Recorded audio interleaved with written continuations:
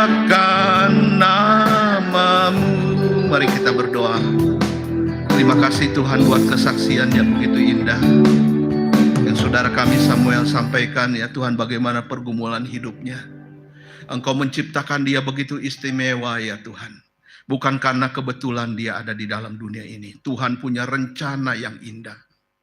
Tuhan pakailah dia terus ya Tuhan. Dalam pelayanan-pelayanan yang Tuhan percayakan kepada dia. Urapi dia dengan kuat kuasa Roh-Mu yang kudus. Biarlah Tuhan banyak jiwa boleh dimenangkan bagi Tuhan. Berkati pelayanan di Solo. Berkati pelayanan di Bandung. Berkati juga pelayanan di Jakarta.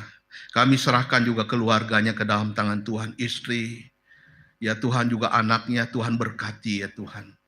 Dan kami berdoa Tuhan supaya setiap kami juga boleh bersyukur bahwa kami Tuhan ciptakan utuh. Tuhan punya rencana yang indah supaya kami bisa mengerjakan hal-hal yang besar bagi kemuliaan nama Tuhan. Kami adalah emas, kami adalah harta yang berharga di mata-Mu. Kami biji mata-Mu Tuhan yang Engkau cintai. Tuhan, Engkau sudah berkorban mati di kayu salib. Dan Engkau sudah bangkit ya Tuhan. Menyatakan ya Tuhan bahwa Engkau mengasihi kami.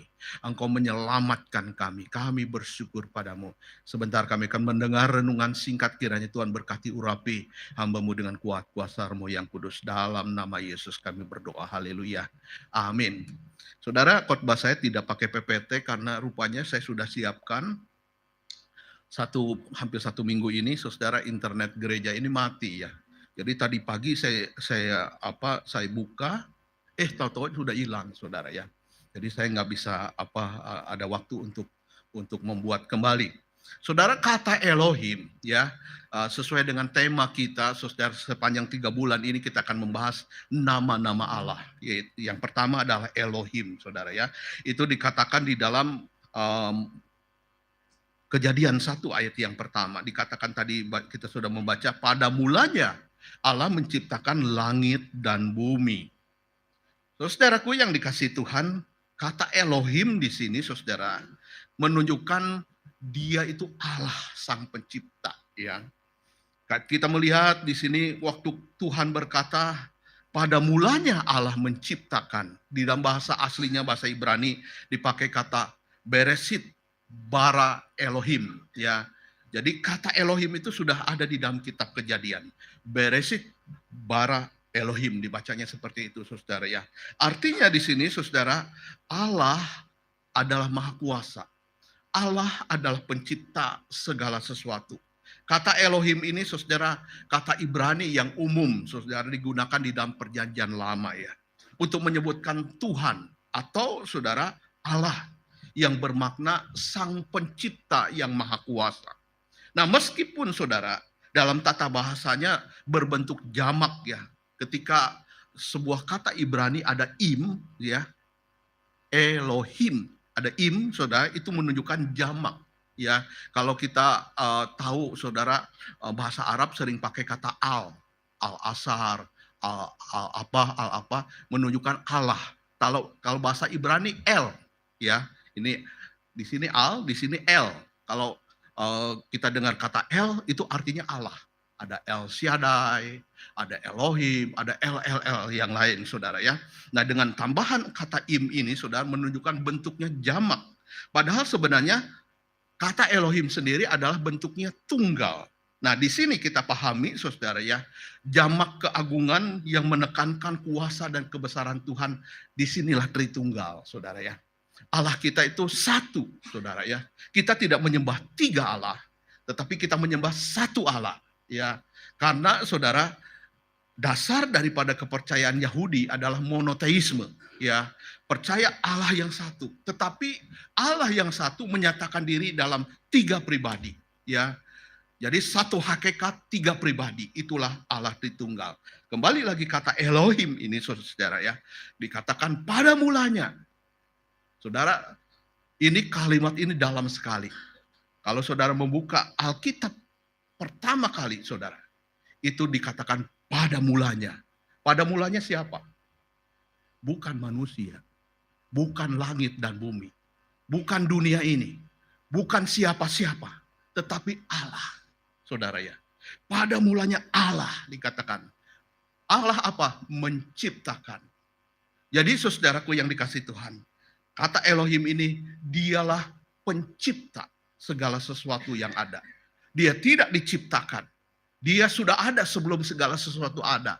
Dari kekal sampai kekal, saudara. Dan yang luar biasa, saudaraku yang dikasih Tuhan, penciptaan Allah itu dari ketiadaan. Ya, tidak ada segala sesuatu. Dikatakan gelap. Segala sesuatu gelap. Ya, kalau saudara baca Kejadian ayat berikut ya, Kejadian 1 itu saudara. Dunia ini kacau, belum berbentuk saudaranya. Tapi kemudian karena Allah yang menciptakan, maka jadilah seperti yang kita alami, yang kita jalani, yang kita hidupi di dunia saat ini. Saudara, dalam bahasa Ibrani-nya dikatakan creatio exo nihilo, ya. Jadi Allah menciptakan dari ketiadaan, beda dengan manusia. Kita bisa menciptakan sesuatu, saudara, karena ada bahan dasarnya. Mimbar ini misalnya, saudara ya. Ya, kita bisa ciptakan mimbar ini karena ada bahannya. Ada kaca, ada kayu, ada paku, ada baut. Saudara, bisakah manusia menciptakan sesuatu dari tidak ada menjadi ada? Tidak mungkin. Hanya Allah yang bisa. Itulah Elohim, saudara ya. Elohim itu Allah yang berkuasa. Saudara, sebelum masalah kita ada, Allah sudah ada. Ya. Sebelum kita lahir, Dia sudah ada merancangkan kehidupan kita. Dia menciptakan gunung, Dia menciptakan laut, Dia menciptakan langit, bahkan nafas yang kita hirup hari ini, itu adalah hembusan nafasnya Allah. Waktu Allah menciptakan Adam, Adam itu dibentuk dari tanah liat, dibentuklah boneka-bonekaan berbentuk manusia. Dan ini barang mati, saudara. Tanah liat ini mati. Namun ketika dihembuskan, Allah meniup ke hidung boneka itu, saudara ya. Ke tanah liat itu. Disitulah ada kehidupan. Manusia tercipta, saudara ya. Allah menciptakan manusia, saudara. Nah, kalau Allah sanggup menciptakan alam semesta dari ketiadaan, apakah mungkin Dia kehilangan kendali atas hidup kita yang kecil ini, saudara? Tidak mungkin, saudara. Elohim tidak pernah kehilangan kendali. Tapi mengapa ya di subtema kita, saudara, dibahas, saudara, dikemukakan hidup kita terasa hampa? Kenapa hidup kita rasanya kosong tanpa Allah? Terkadang kita mengalami situasi, saudara, yang membuat kita ingin menyerah dalam hidup ini, ya. Atau ketika kita saat kita tidak ingin menyerah, tetapi kita mulai berpikir, jangan-jangan aku hampir sampai di sebuah titik. Apakah titik terakhir atau titik yang terendah dalam kehidupan ini? Saudara, kita tidak tahu. Ya, kenapa ini terjadi? Satu kali ada seorang yang putus asa, saudara ya, di Eropa. Dia memutuskan, sudahlah, saya sudah tidak kuat menghadapi masalah yang berat ini. Saya akan pergi ke sebuah jurang, ya, dan di sanalah dia akan loncat dan dia akan bunuh diri. Dan dia pergi, saudara, sewa sebuah kereta, saudara ya, sebuah mobil kecil, saudara ya. Namun apa yang terjadi, saudara? Ketika itu, saudara, kabut turun begitu lebat, begitu tebal. Supir, saudara, yang membawa, yang dia sewa itu, saudara, mobilnya, saudara ya, membawa kendaraan, saudara, sampai nggak bisa melihat jalan. Setelah mereka berjalan begitu jauh, saudara ya, kemudian supirnya berkata, aku menyerah, Pak, katanya ya, aku menyerah. Sebab ini bahaya, kalau kita terus lanjutkan perjalanan kita, bisa-bisa kita masuk ke jurang sama-sama. Jadi silahkan Anda turun dari mobil ini. Anda nggak perlu membayar, ya, supaya Anda selamat dan saya pun juga selamat, diharapkan selamat. Saudara, mobil itu terus berjalan dan ketika dia turun dari mobil itu, saudara, dia bingung ada di mana. Ternyata, saudara, ada di depan rumahnya sendiri. Saudara, walaupun sudah melakukan perjalanan yang begitu jauh, saudara ya, ternyata mereka putar-putar, saudara, Sampailah di depan rumah itu. Supir itu pun juga tidak tahu bahwa dia mengantar orang yang mau berniat bunuh diri itu, walaupun tidak menyampaikannya, saudara, sampai di jurang sana, tapi Tuhan menggagalkan rencana bunuh diri ini. Saudara, ketika hidup ini terasa jauh, saudara, terasa kosong, jangan bertindak sendiri, saudara ya. Mungkin kita, saudaraku yang dikasih Tuhan, merasa Tuhan jauh karena keadaan hidup kita yang kita alami. Masalah yang membuat kita fokus kepada badai masalah, bukan kepada Tuhan. Atau juga karena jarak rohani kita, saudara ya. Kesibukan kita, saudara, membuat kita tidak ada jam doa, tidak ada waktu untuk berhubungan dengan Tuhan. Atau karena dosa yang kita perbuat. Atau juga karena kelelahan yang membuat hubungan kita merenggang dengan Tuhan. Saudara, atau juga karena kita mengandalkan perasaan kita. Ketika saudara iman kita tidak sejalan dengan perasaan kita, saudara. Seringkali saudaraku yang dikasih Tuhan, kita berkata seperti Daud ya. Di dalam Mazmur 13 dicatat saudara, Daud berseru, "Berapa lama lagi engkau melupakan aku Tuhan?" Pernahkah kita merasa saudara? Dan kita berteriak, "Berapa lama lagi Tuhan penderitaan ini?" Saudara, kita bertanya kepada Tuhan, pelajaran apa yang Tuhan ingin aku pahami lewat peristiwa ini? Yang tidak mungkin kita pelajari dalam situasi selain situasi itu, saudara. Tuhan sedang mengajar sesuatu, saudara, yang indah. Tuhan mengizinkan kita, ya ini ucapan daripada C.S. Lewis, saudara ya, seorang hamba Tuhan yang dipakai Tuhan, yang menulis saudara novel Narnia. Dia katakan, Tuhan itu mengizinkan kita mengalami titik-titik terendah dalam hidup kita untuk mengajarkan pelajaran-pelajaran yang tidak dapat kita pelajari dengan cara lain, dengan cara apapun juga. Tuhan sedang mengajar kita. Saudaraku, di musim hujan, seringkali kita, saudara, tidak melihat matahari. Ya, kadang seharian matahari tidak terlihat, langit gelap terus. Apakah itu berarti matahari tidak ada? Matahari itu hilang, tidak ada di bumi ini. Tidak, saudaraku. Matahari itu tetap ada, hanya tertutup awan ya. Begitu juga saudara, Tuhan ya. Ketika hidup kita tertutup awan masalah, kita merasa tidak ada dia. Ya, padahal dia tetap hadir. Dia tetap ada, saudara. Ingatlah. Pengkhotbah berkata, saudara, ingatlah akan penciptamu. Dia itu Elohim yang menciptakan kita. Ingatlah kepada dia, saudara. Kata ingat ini artinya di sini bukan sekedar mengingat di pikiran kita, saudara. Tetapi kembalilah kepadanya dengan hati kita. Ketika hidup terasa tanpa Allah, jangan menjauh, saudara. Jangan menjauh. Justru inilah saatnya kita harus kembali lagi. Seperti anak yang terhilang. Dia sudah begitu jauh meninggalkan rumah papanya. Meninggalkan saudara tuanya, saudara ya. Tapi ketika dia dalam keadaan yang betul-betul, saudara, di titik tidar. Saudara, di titik yang paling rendah. Sampai ketika dia lapar, dia mau makan makanan babi. Itu pun juga dilarang oleh penjaga. Ya saudara ya, kamu gak pantas makan makanan babi itu. Artinya apa? Gak boleh makan. Ya, dia merasa kelaparan, dia pergi dengan harta yang banyak. Sekarang saudara, dia ingat rumah papanya. Di rumah bapakku banyak makanan, dikatakan. Saudara, akhirnya dia kembali lagi ke rumah bapaknya. Dan bapaknya itu menunggu, saudara. Anaknya itu kembali. Saudara, seorang bapak pasti kenal siapa anaknya. Walaupun mungkin saudara begitu kotor, bau, saudara, anak ini, saudara ya. Pakaiannya juga udah lusuh, saudara. Tapi seorang bapak tetap mengenali anaknya. Itu anakku. Ketika dia melihat, saudara, dari depan pintu itu anaknya, dia berlari. Dia berlari, inilah kasih bapak, saudara.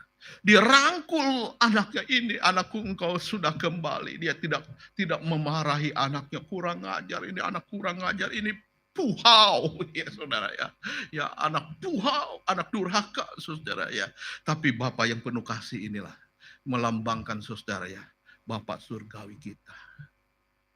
Ketika kita benar-benar saudara ada di bawah titik tidak, di bawah titik terendah, rasa hidup ini saudaraku hampa kosong, kembalilah kepada Allah.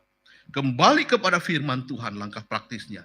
Kalau kita merasakan saudaraku yang dikasih Tuhan, hidup ini jauh, rasa kosong, baca firman Tuhan. Yang kedua, berdoa. Doa bukan soal perasaan, tetapi hubungan, saudara ya. Kalau orang sudah punya hubungan, selalu ingin berkomunikasi, ya, selalu ingin dekat dengan Dia.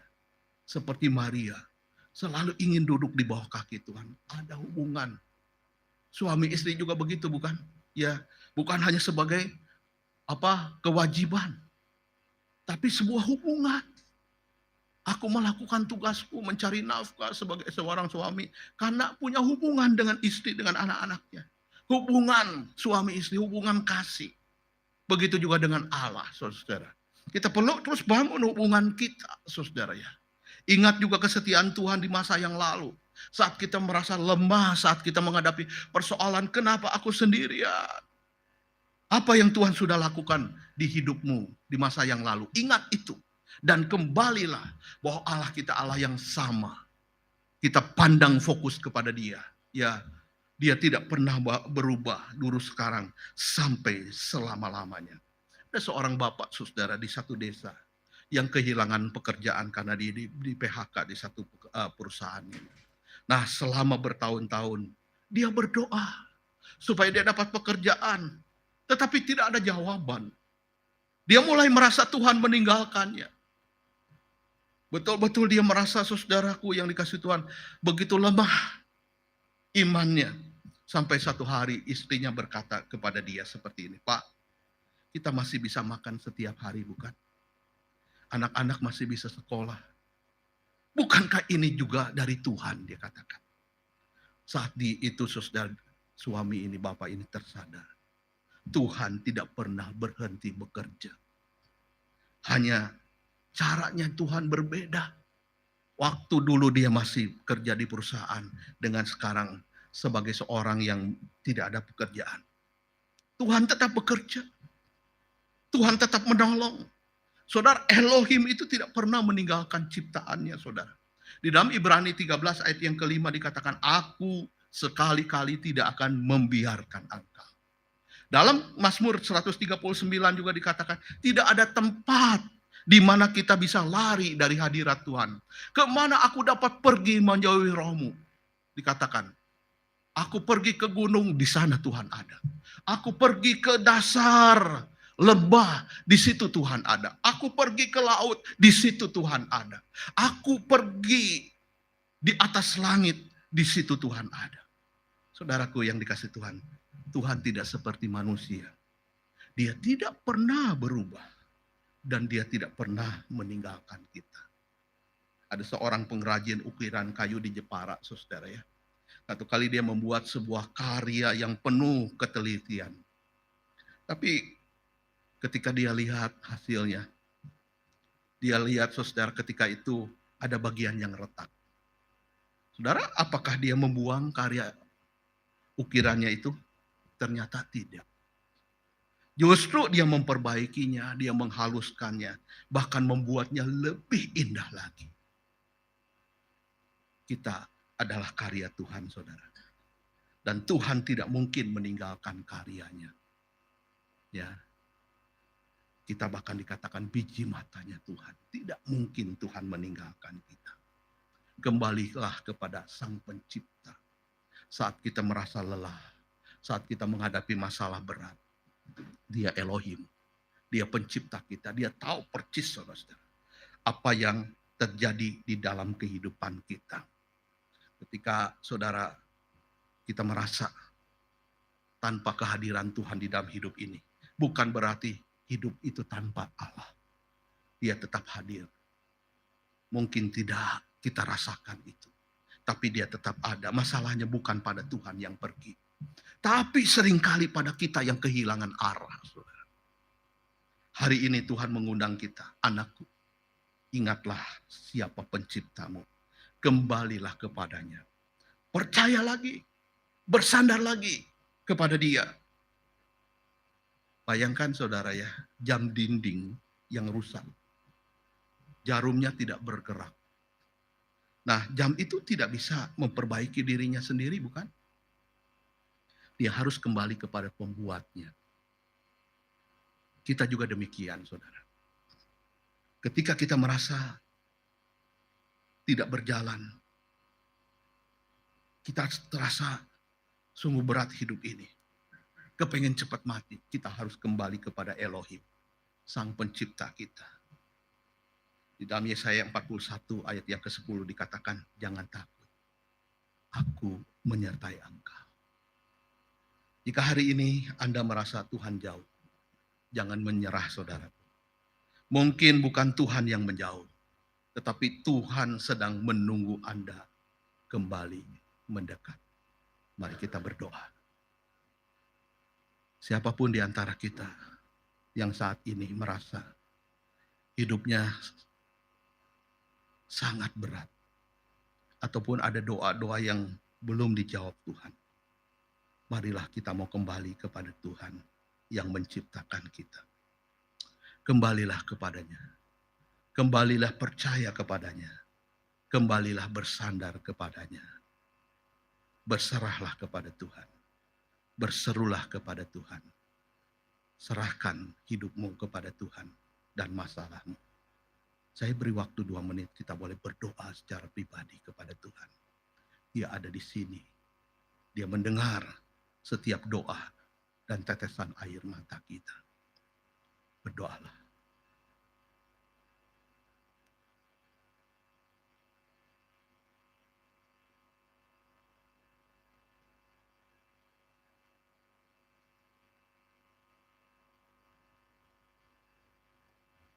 Tuhan, Engkau menciptakan kami.